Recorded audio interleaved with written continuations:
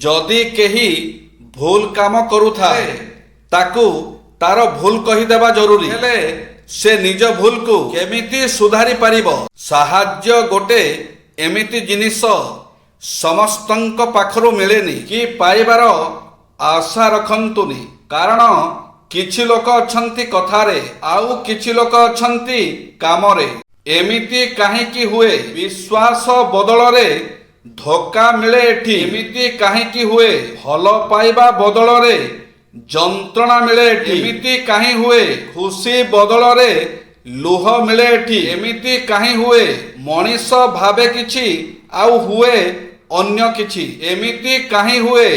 कहरे जीवन एमिति काहे हुए? जीवाकू चाहुथिबा लोकटा मरिबाकू पसंद करे एठी। एमिति काहे हुए? प्रतिदिन पादरे चालिबार चमत्कार फायदा।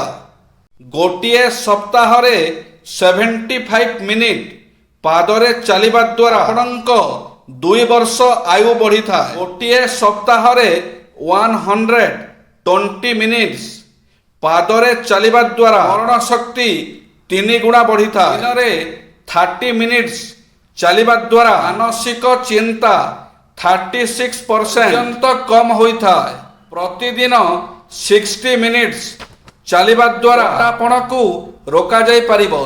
बापा मांको पाई 7 सूत्र पिलार प्रवृत्ति परखंतु, विश्वास को टाण करंतु, खुशीरे करंतु खियापिया, पिला ठारू भी शिखंतु, पिला सामनारे जुक्ति तर्क करंतुनी, लक्ष्य हासिल रे सहायता दियंतु, समाज सेवा शिखांतु।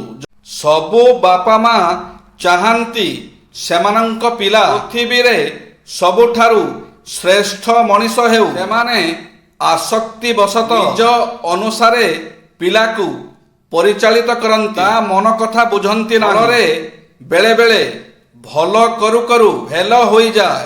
पिलाटी विकसित हेबा लागि स्वाभाविक वातावरण न पाई कुचित होई जाए। निज खुशी को निज भितरे खोजिबाकू चेष्टा करंतु, काहेकि ना निज खुशी पाई अन्य उपरे आशा रखिले लुह छड़ा आउ किछि मिली न थाए।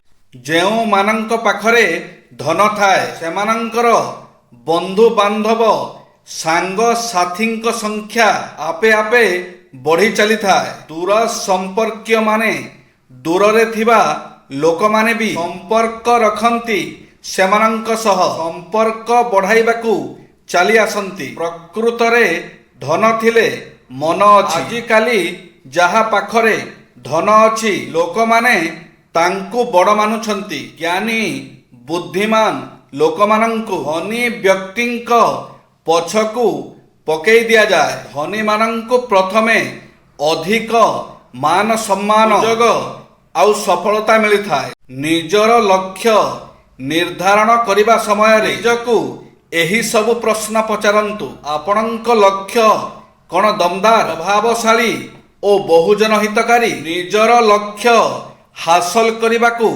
आपण केते व्यग्र? निजर लक्ष्य पछरे केउ मुख्य उद्देश्य रहिछि? आपणक लक्ष्य वास्तविक ना काल्पनिक? जय श्री जगन्नाथ।